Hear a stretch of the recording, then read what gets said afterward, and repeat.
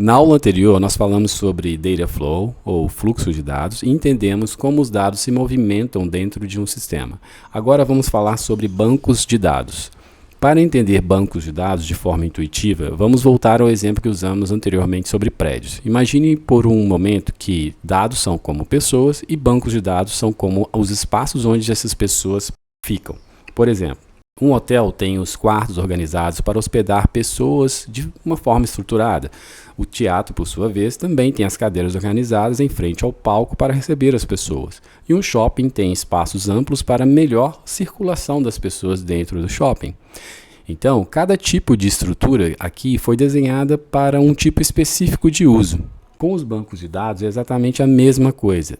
Existem diferentes tipos de bancos de dados porque os dados têm características e necessidades diferentes. Por exemplo, bancos de dados relacionais, não relacionais, bancos de dados baseados em arquivos, bancos de dados baseados em grafos ou redes de pesquisa. Mas nesta aula vamos focar nos mais importantes para System Design, que são os bancos de dados relacionais, bancos de dados não relacionais, ou seja, NoSQL, e Search Databases, ou bancos de dados de busca. Os bancos de dados relacionais são os mais tradicionais e amplamente utilizados. Eles organizam os dados em tabelas, linhas e colunas. E esse formato é chamado de esquema, ou seja, o esquema do banco de dados ele é composto por tabelas, linhas e colunas. Imagine agora um sistema com as seguintes tabelas: tabelas de empregados, tabelas de departamentos e tabelas de contas. Essas tabelas precisam se relacionar entre si. E aqui entram outros três conceitos muito importantes sobre bancos de dados. O primeiro deles é o conceito de chave primária, em inglês significa primary key.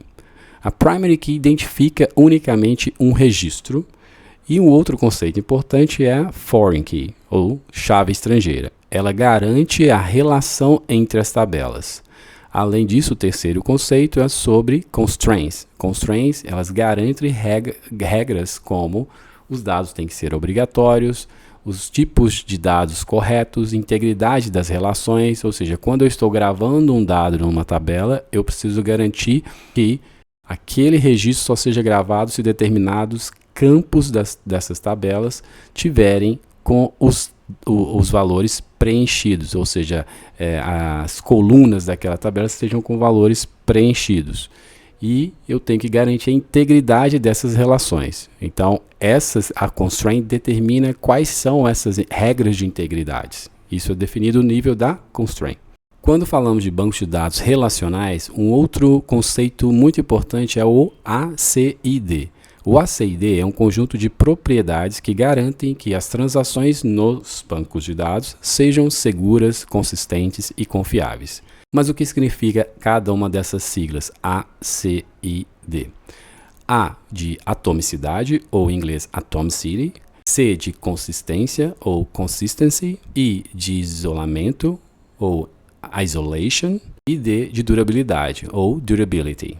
Agora vamos entender cada um deles com um exemplo bem prático. Novamente aqui eu trago o exemplo de uma transferência bancária porque é mais fácil da gente imaginar, porque faz parte do nosso dia a dia, na maioria das pessoas pelo menos, fazer uma transferência de dinheiro de uma conta para outra. Então, imagine que você está realizando uma transferência bancária, transferindo uns R$100 de uma conta A para uma conta B. Essa operação envolve duas ações apenas: debitar R$100 da conta A e creditar R$100 na conta B. Quando falamos do conceito de atomicidade, o que nós queremos dizer é que nessa transação de debitar 100 e creditar 100 na conta B, tudo tem que acontecer ou nada acontece. Ou seja, ou a transação ela é realizada do início ao fim, ou ela não é realizada de forma alguma. Então, se o dinheiro for retirado da conta A, ele precisa ser creditado na conta B. E se ele não for, por algum motivo, completamente retirado da conta A, ele não pode ser creditado na conta B. Isso quem garante é a atomicidade do banco de dados. Ou seja, ou as duas operações acontecem ou nenhuma acontece. Uma transação não pode ser parcialmente concluída. Já nesse exemplo, como que entra a consistência? A consistência ela vai garantir que estado daquele registro se mantenha válido dentro do banco de dados. Então, eu não posso criar dinheiro ou perder dinheiro na conta se nenhuma transação ocorreu. A conta bancária tem que manter a consistência das transações. Um outro exemplo é, não pode existir uma conta com saldo negativo se isso não for permitido. E como o isolamento entra nesse exemplo? Isolamento significa que transações simultâneas não interferem umas nas outras. Então, imagine duas transferências bancárias acontecendo ao mesmo tempo, ambas tentando acessar a mesma conta. Sem o isolamento, poderia acontecer valores ficarem incorretos e dados ficarem inconsistentes. Com o isolamento, o que o banco de dados faz? Ele garante que cada transação se comporte como se estivesse acontecendo sozinha. Mesmo que eu tenha 100, 1000, 1 milhão de transações por minuto, o banco de dados vai tratar cada transação como se ela estivesse acontecendo sozinha. Esse é o conceito de isolamento. Cada transação roda como se fosse a única no sistema. Embora, como eu falei, eu possa ter 1 milhão de transações acontecendo por minuto, o sistema vai isolar aquela transação e vai tratá-la como se ela estivesse sendo a única transação em execução naquele minuto dentro do sistema. E o conceito de durability ou durabilidade? Significa que uma vez que a transação foi confirmada, ela não pode ser perdida. Mesmo que o sistema caia, o servidor seja desligado, perda a conexão, haja uma falha de hardware, o dado precisa continuar persistido, ou seja, gravado no banco de dados. Um exemplo dos dias de hoje, por exemplo, o Pix. Você faz um Pix e aparece concluído.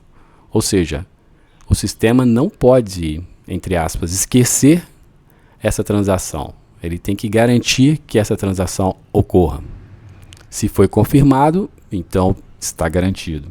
Essa é o conceito aqui da durabilidade.